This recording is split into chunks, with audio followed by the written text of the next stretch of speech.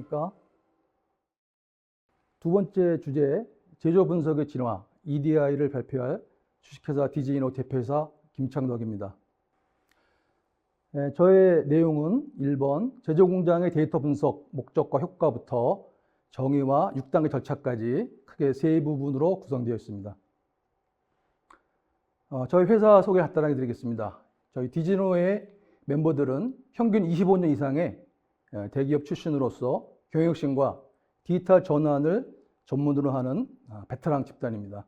특히 디지털 전환의 전체 과정을 처음부터 끝까지 엔드투엔드로 다 지원할 수 있는 그런 역량을 갖추고 있고, 저를 비롯해서 저희 멤버의 과반수 이상이 2차전지 전문가들입니다. 이분들의 노하우를 정제해서 2차전지를 제조할 때 발생하는 불량의 원인을 자동으로 분석하고 최적의 조건을 제시하는 솔루션도 개발하고 있습니다. 경영혁신 측면에서는 기업의 생산성과 수익성을 극대화할 수 있는 방법론을 특허로 인정받아서 보유를 하고 있습니다. 저에 대한 소개를 간단하게 드리겠습니다. 저는 불황공장 제조 공장에서 품질 관리 업무를 시작해가지고 특히 사원 때부터 설비와 계측기 데이터를 수집해서 분석하는 시스템 구축에 관심이 많았고, 여러 개 시스템 구축하였으며, 경영혁신으로 업무가 변경돼서는 사업부의 생산성 혁신 체계를 지도하는 업무를 하였고, 그때 경험을 바탕으로 TP스퀘어라는 앞에 소개해드린 특허를 인정받은 그런 체계를 형성하였습니다. 삼성그룹 혁신에도 참여해서 활동하였고, 삼성 SDI 복귀에서는 본격적으로 2차전지에 관련된 각종 시스템을 설계하고 구축하고 운영하는 업무를 수행하였습니다.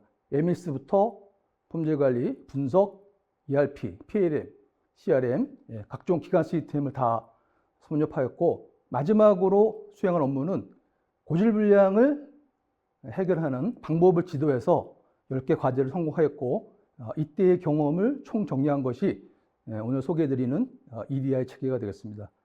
특히 지난달까지 2차전지 소재 관련 업체에 실제 EDI를 지도를 해서 그 효과를 검증한 바도 있습니다. 지금부터 본격적으로 제조 공장에서 데이터 분석을 어떤 목적으로 왜 하고 그 효과는 무엇인지 소개해 드리도록 하겠습니다. PBS라는 것이 근간 이루는 방법론입니다.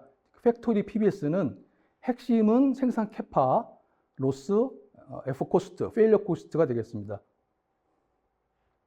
어느 기업이든지 공장은 생산 캐파를 극대화하는 것이 기본적인 임무이자 목표입니다. 캐파를 구성하는 요소는 LOB부터 생산 종합 효율, 리타임, 이런 것들로 구성이 되고, 각각 요소들을 이렇게 전개를 해보면 오른쪽에 있는 크게 8가지의 로스로 구분이 되고, 각각의 로스들은 비가동과 불량, 또 재고 측면에서 코스트로 환산을 할 수가 있습니다. 각각의 로스 오른쪽에 보시면 그 원인들이 있고, 이것도 다시 또 디테일하게 전개해 보면 20가지가 넘는 상세한 요인들로 분해가 되고, 각각의 요인들은 다 코스트로 환산할 수 있고 평가가 되어야 됩니다. 특히 데이터 분석 측면에서는 불량부터 재작업, 로드아웃, 반품까지 이런 부분에서 데이터 분석의 필요성이 많고 효과가 크다고 할 수 있겠습니다. 제조 분석의 진화 핵심 개념은 탑다운 어프로치입니다. 왼쪽에 보시는 바텀 어프로치는 최근에 빅데이터가 회자되고 유행하면서 이런 어프로치를 많이 따르고 있습니다. 일단 MES에서 수집 가능한 모든 데이터들을 모아놓습니다. 이 데이터를 가져다가 마트를 만들고, 이 마트에 분석 솔루션을 탑재해서 분석관을 활동합니다. 이게 해결이 되면은 효과를 파악할 수 있는데, 해결이 안 되면 데이터 포맷을 바꾼다거나 이런 활동을 매일 반복적으로 하게 되고, 새로운 데이터를 수집하는 경우는 많지가 않은 것 같아요. 왜냐하면 이미 다 데이터 모아놨기 때문에 더 수집할 데이터가 없는 거죠. 그럼에도 불구하고 이런 데이터들이 유효하지 않아도 아카이빙을 해서 저장하면서 IT 자원을 활용하고 있는 경우도 많이 봤습니다. 그에 비해서 EDI 어프로치는 탑다운입니다. 어떤 목적으로 분석할 것인지, 목적에 대한 정의부터 하고 그 목적을 달성하는 데 필요한 데이터를 선정해서 데이터를 수집하거나 또는 기존에 수집된 데이터에서 필요 데이터만 먼저 갖다가 데이터 정확성 확인하고 이제 분석하게 됩니다. 이렇게 분석을 해서 해결이 안 되면 다시 필요한 데이터를 선정하는 단계로 넘어가서 반복하고, 만약에 해결이 되면 필요하지 않은 데이터들은 이제 굳이 저장할 필요가 없기 때문에 이런 IT 자원의 낭비도 방지할 수 있는 그런 효과가 있습니다. 자, 이제 EDI의 구체적인 내용과 단계에 대해서 알아보겠습니다.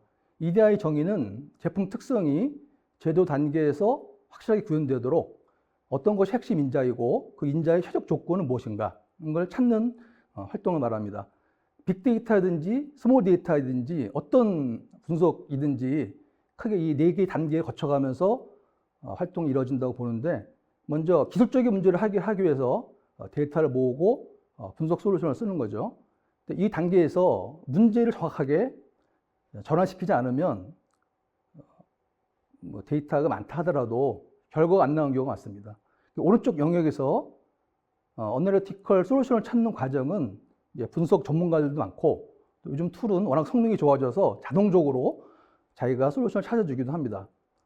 중요한 것은 데이터 정합성이죠. 데이터가 정확하지 않으면 아무리 분석을 열심히 한들 원하는 결과가 나올 수 없게 됩니다. 이런 부분들도 많이 간과되고 있는 것 같고요. 그다음에 결정적으로 분석한 결과를 어떻게 이해하고 현장에 적용할 것이냐, 이 부분이 어려운 과제 중에 하나입니다. 어널리시스가 영어는 어널리시스인데 한국말로는 분석도 되고 해석도 되거든요. 근데 두 가지 의미가 우리 의미로 다르죠. 그래서 이 분석적 솔루션을 기술적 솔루션을 전환할 때 해석이 필요합니다. 이 해석을 제대로 하려면 제품이 특성이 어떻게 구현되는지 이 원리를 제대로 이해하고 있어야 이게 가능합니다. 그래서 엔지니어하고 데이터 분석가 사이에서 둘의 가교 역할을 하면서 서로 다른 용어를 해석해 줄 수 있는 이 통역가와 같은 역할이 저는 EDI 엑스퍼트라고 보고 있고, 이분들의 활동은 보시는 바와 같습니다. 그래서 EDI의 6개 단계를 크게 먼저 소개해 드리면, 필요한 데이터를 정의하는 첫 번째 단계부터 분석 모델을 수집하고 데이터를 수집하고 분석해서 결과 적용하고 그 결과를 유지하는 6개의 단계로 구성이 되어 있습니다. 흔히 말하는 빅데이터 분석계 시스템 구축하는 이런 활동은 3번부터 시작이 되고요.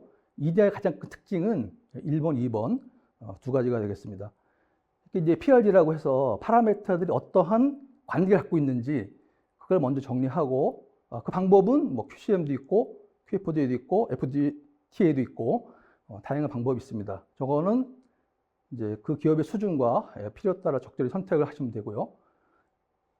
이 PRD를 기준으로 분석을 해야 되는 필요성은 한 번에 정확하게 다 문제가 해결되지 않기 때문에 반복해야 됩니다. 근데 이런 프레임이 없이 분석하게 되면 그 결과를 추정해서 축적하고 고도화해가는 시간이 많이 걸려요. 그래서 이렇게 이제 이터레이티브하게 돌아가는 부분이 굉장히 중요하고, 많은 기업에서 이렇게 하지 않고 있다는 것을 알게 되었습니다. 자, 각각의 단계에 대해서 하나씩 살펴보겠습니다. 먼저 필요한 데이터를 정의하는 방법은, 이 사례는 이제 실제 2차전지 사례입니다.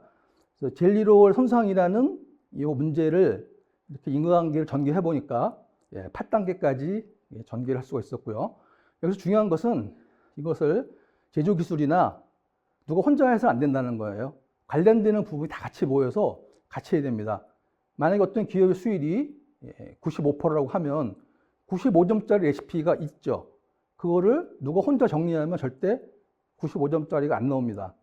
관련되는 부분이 모여서 하다 보면 서로가 자기가 경험한 부분에서만 알고 있었던 그런 지식들이 공유화되고 정리가 돼서 그 이제 결과를 바탕으로 분석을 하는 것이 훨씬 효과적이고 빠르다는 것을 많이 경험을 했습니다. 두 번째는 이제 분석 모델입니다. 이제 QCM의 전개 요인들을 이렇게 전지 사례처럼 보면 전지가 몇 개의 부품이 안 되고 굉장히 간단해 보이지만 실제 수율을 내기는 굉장히 어렵습니다. 최근에 2차 전지 시장 진입한 진입자들이 이 수율 문제로 많은 어려움을 겪고 있는데, 소재는 화학 소재를 사용해서 이렇게 물리적 가공을 거쳐서 특성은 전기적으로 나타나기 때문에 이 세 개 간의 관계가 서로 연계되고 정밀하게 관리될 수 있는 체계가 굉장히 중요합니다. 더 중요한 것은 이 밑에 보시는 데이터, 어떻게 데이터를 모아서 분석 툴에 넣어줄 것인가. 그래서 Y하고 X는 QCM에 정리한 그런 항목들을 집어넣으면 되죠. 근데 중요한 것은 가운데 보시는 이제 코터 재원. 이 코터라는 게 극판공조의 핵심 설비인데 이 설비가 개량이 되고 여러 가지 다른 설비가 있을 경우에 이런 요인들이 배제가 되면 아무리 열심히 분석한들 X의 영향과 이 재원의 효과가 결합이 돼서 알 수가 없게 돼요. 그래서 저런 부분은 이제 공법과 설비에 대한 이해가 충분히 있어야 저렇게 이제 키 밸류를 만들어 넣을 수가 있는 거죠. 이렇게 이제 분석 모델을 만들게 되면 이 모델에 기반해서 필요한 데이터를 수집을 하고 전처리를 하게 됩니다.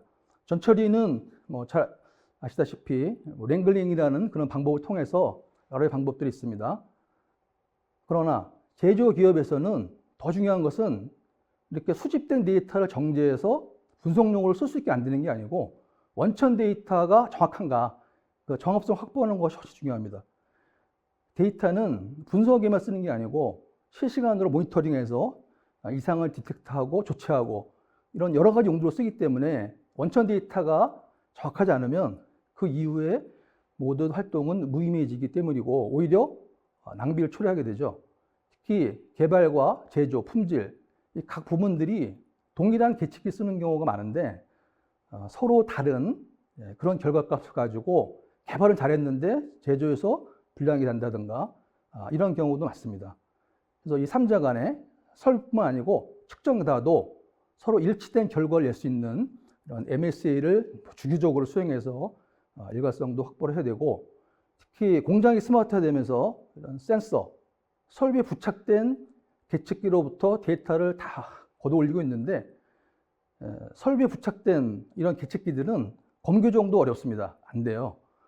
그래서 여러 개의 설비에 동일한 센서가 붙어 있을 경우에 그 각 센서가 동일한 값을 내고 있는지 이런 동질성을 점검하고 확보하는 것도 굉장히 중요합니다. 또 중요한 것은 많은 경우에 그 제품의 핵심 특성인데 그것을 측정하지 못하는 경우가 너무 많아요. 계측기가 너무 비싸다든가 아직 기술이 없다든가 그럴 경우에 다른 특성을 가지고 원래 특성만큼 아니지만 어느 정도의 가능성을 가지고 확률을 가지고 그 데이터를 활용할 것인지 이런 대역 특성을 검토하는 것도 굉장히 중요합니다. 이렇게 데이터가 정확하게 잘 수집이 되면 비로소 분석할 수 있습니다. 이 분석은 여기 표현된 이런 뭐 통계적, 비통계적 방법 말고도 최근에 뭐 딥러닝이라든지 이런 분석 방법은 굉장히 많이 발전해서 선택적으로 또 전문가가 그 역할을 해주기도 하기 때문에 문제가 없고 제가 권고드리고 싶은 부분은 이 탐색적 분석입니다. 이러한 분석을 CTM을 처음 만드는 경우에 기존의 엔지니어들은 이런 대량의 데이터를 가지고 자기 기술을 파라미터를 본 적이 없습니다. 그래서 먼저 파라미터에 대한 이해가 충분히 성숙이 되고 이해가 되고 변수 간의 관계를 알게 되는 것이 중요합니다.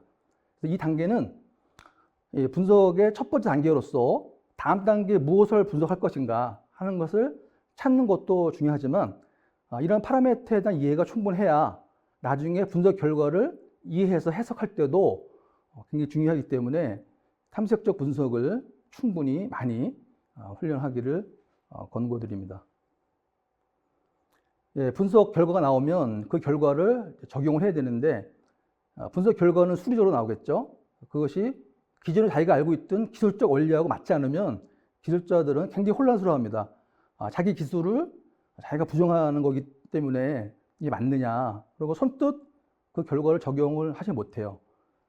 그래서 스펙 안에서 간단하게 바꿀 수 있는 것들은 뭐 쉽게 적용을 해볼 수 있겠지만 물성을 바꾼다거나 스펙을 바꿔야 되는 인자들은 반드시 파이어트를 해서 확인을 해야 되겠죠. 확인을 하고 그 결과를 적용하기 위한 변경 관리도 타야 될 거고 또 이때 중요한 게 이 공차를 제대로 잘 설정하지 않으면 그 중요한 변수가 어느 수준에서 관리돼야만 원하는 결과를 낼 수 있다 할 때 필요한 공차가 있거든요. 그런 공차를 이런 통계적 과학적 방법을 설정하지 않고 아주 쉬운 방법을 하는 경우도 많이 봤습니다. 이렇게 되면 핵심 인재를 찾아놓고도 실제 적용해서 결과를 못 보겠죠. 실험 계획은 이런 데이터 분석으로 충분히 다 문제가 해결되고 최저 조건을 찾아낼 수 있다고 하면 필요 없습니다. 그러나 데이터 분석의 약점은 어쨌든 정해진 그 레시피 범위 안에서 발생합니다. 그 범위를 많이 벗어나는 데이터는 이상치라고 해서 제거해 버리거든요. 그 레시피 안에 또는 근방 있는 데이터들로 분석하다 보면 최적 조건이 없을 수도 있어요. 그럴 경우에 난감하게 됩니다. 특히 여러 개의 결과를 특성을 동시에 만족해야 되는 경우 어떤 인자는 A 특성에는 플러스로 가야 되고 B 특성에는 마이너스로 가게 되면 어느 쪽으로도 움직일 수 없게 되거든요. 그럴 경우에는 실험을 하는 것만이 다른 방법 없습니다.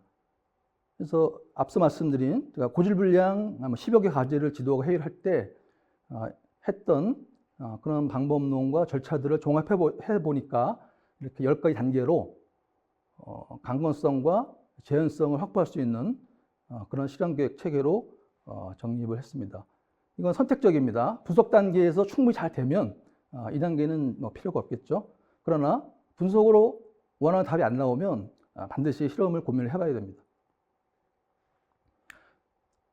마지막은 이제 핵심 인재를 찾았고 적절한 수준도 알아냈습니다. 그러면 유지만 하면 되겠죠.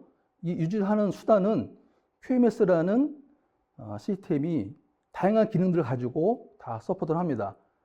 실시간으로 인자를 모니터링하는 RT-SPC, 초단위 이하 데이터를 정밀 분석하는 FDC, 또 분석, 이상 발생 관리까지 이런 기능들을 가지고 있고 인자의 수준이 다 파악이 되면 굳이 사람이 그거를 조정할 필요 없기 때문에 자동 조정하는 기계가 자동으로 X인자를 맞춰서 결과값을 항상 일정하게 유지하는 APC라는 기능까지도 다 구현이 되어 있기 때문에 쓰시면 됩니다. 그런데 이 단계가 마지막에 있다는 거, 이 부분을 좀 생각을 해보셔야 됩니다. SPC를 목적으로 시스템을 구축하는 사례도 많이 봤습니다. 앞 단계가 생략된 상태에서 SPC 구축하게 되면 알람이 막 날라오죠. 그 알람이 데이터가 정확하면 이제 진성일 수 있는데 그렇지 않은 경우가 너무 많아요. 그래서 나중에는 늑대 양치기처럼 스팸 메일에 서 보지도 않고 시스템을 안 쓰는 경우를 많이 봤습니다. 그래서 SPC, QMS 적용하기 전에 앞에 왜 5단계가 있는지 그런 부분을 잘 생각을 해보셔야 된다고 말씀드리겠습니다. 이상 6단계의 구체적인 내용을 설명을 드렸습니다. 제가 말씀드린 내용이 기존의 분석 프로젝트라든가 또는 분석계 시스템을 구축하는 이러한 경험을 가진 분들이 성공하지 못했을 경우 왜 안 됐는지 각 단계의 내용들을 한번 리마인드 하면서 생각해 보시면 여러 가지 다양한 유의미한 인사이트를 얻을 수 있을 것이라고 생각합니다. 이상으로 저의 강의를 마치겠습니다. 감사합니다.